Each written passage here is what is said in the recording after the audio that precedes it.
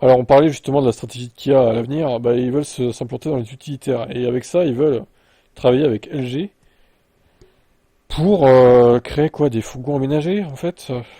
Bon, c'est... Ils vont foutre quoi? Des écrans dedans?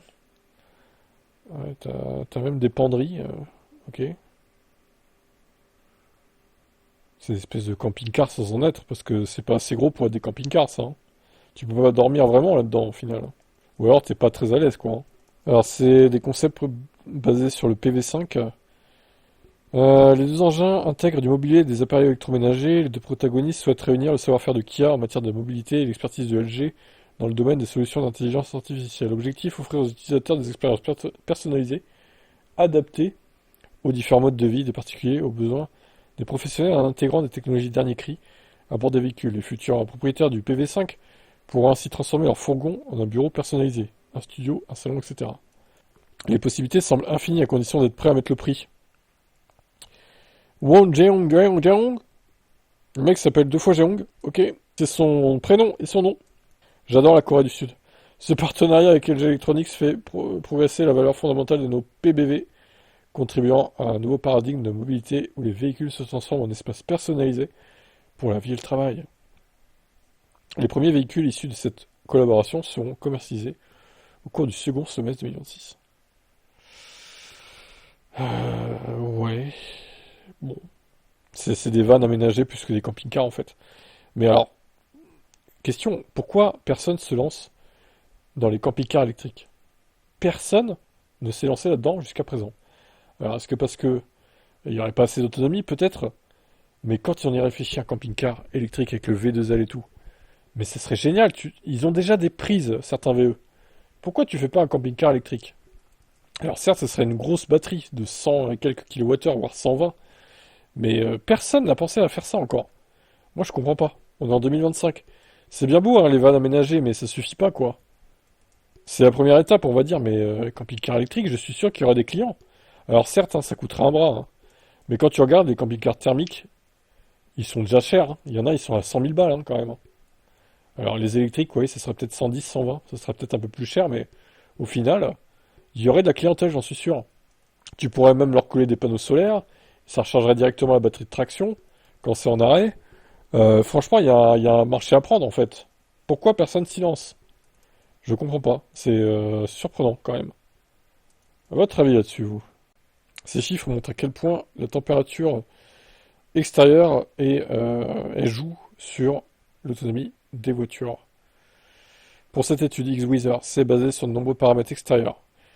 Traînée de l'air, densité de l'air, résistance au roulement. Sur des segments routiers de plus de 55 miles par heure, de quoi collecter plus de 14 milliards de points de données. Ils ont fait leur test. Le site a ensuite modélisé une voiture électrique moyenne à l'autonomie de 402 km et l'a soumise à ces points de données. De quoi obtenir des références par état et par mois. Au global, les propriétaires de voitures électriques en Arizona bénéficient de la meilleure autonomie tout au long de l'année, avec une autonomie de moyenne de 435 km, 8% au-dessus de la médiane. À l'inverse, le Maine est bon dernier avec une autonomie de 354 km, 12% sous la médiane. Peu de surprise vu le climat de ces deux États. Oui, en Arizona, il fait chaud, globalement. La meilleure période de l'étude, juillet 2024, où l'intégralité des États américains sont au-dessus de la médiane, le vainqueur étant le Nouveau-Mexique, 472 km. A l'inverse, janvier 2025 fut le mois le pire du coup, pour les voitures électriques. Tous les États sont sous la médiane, avec le Dakota du Nord remportant la palme, 277 km, une baisse de 31%. Voilà des preuves concrètes des évolutions de l'autonomie en fonction de la météo. Face à cela, les lois de la physique restent maîtresses, mais des éléments à la disposition des propriétaires de voitures électriques peuvent limiter la casse. La montée en température de l'habitacle et de la batterie représente l'élément le plus énergivore de cette période. Le préconditionnement devient donc un allié très précieux. Ouais, mais il n'y a pas que ça, il y a le chauffage aussi, effectivement, oui. Mais même la densité de l'air, en final, ça joue aussi, hein.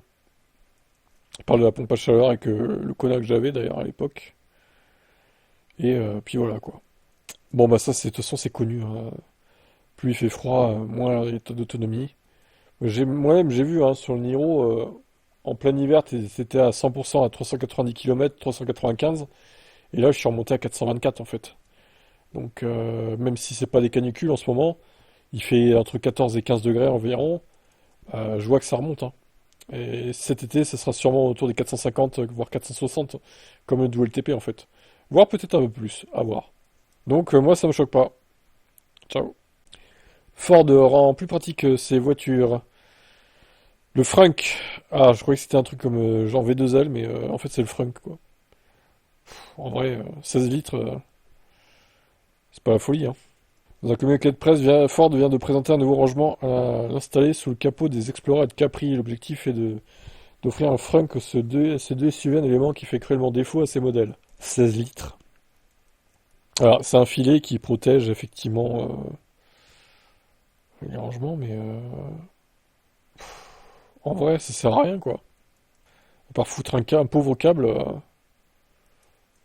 c'est d'autant plus regrettable que Ford a déjà prouvé qu'il savait intégrer un frunk, comme sur la Mustang.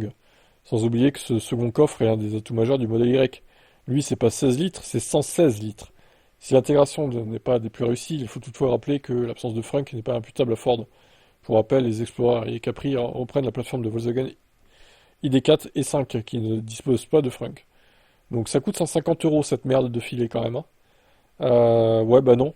Pour gagner 16 litres, ça va aller. Je préfère garder mes 150 euros, même si j'ai pas de Ford, mais voilà. Et vous, est-ce que ça pourrait vous intéresser ce système?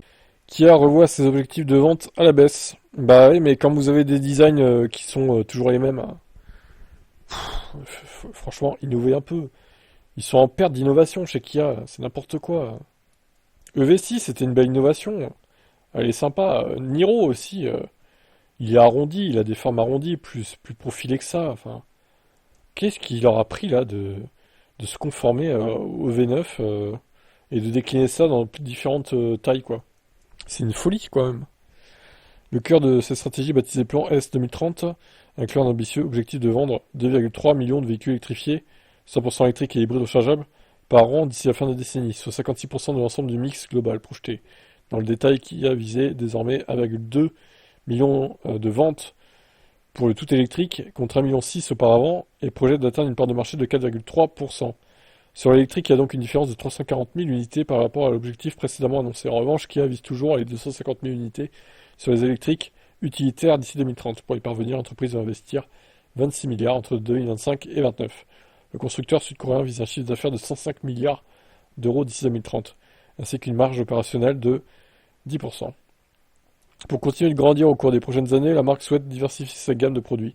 Parmi les modèles annoncés figurent plusieurs utilitaires électriques, le PV5, PV7 et PV9, donc qui sortiront en 25, 27 et 29.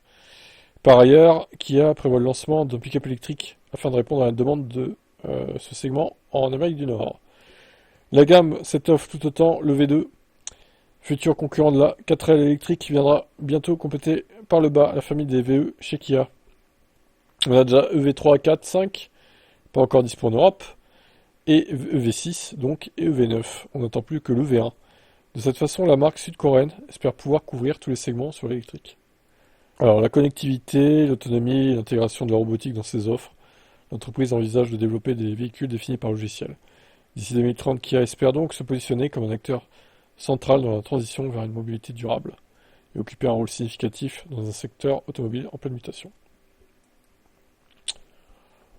Bon, j'attends de voir. Alors moi, hein, pour préciser ma position, je suis pas du tout un fanboy Hyundai Kia.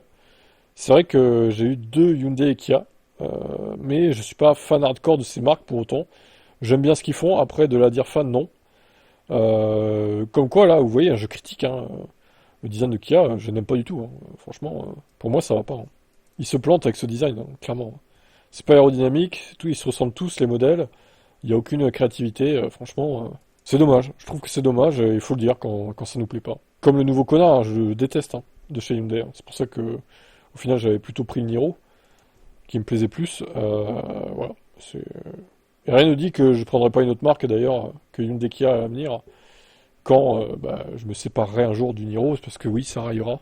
Le Niro, je le garderai pas à vie. Au bout d'un moment, il faudra s'en séparer aussi. Mais quand, ça, écoutez, mystère. Voilà. À voir ce que ça donnera Kia à l'avenir.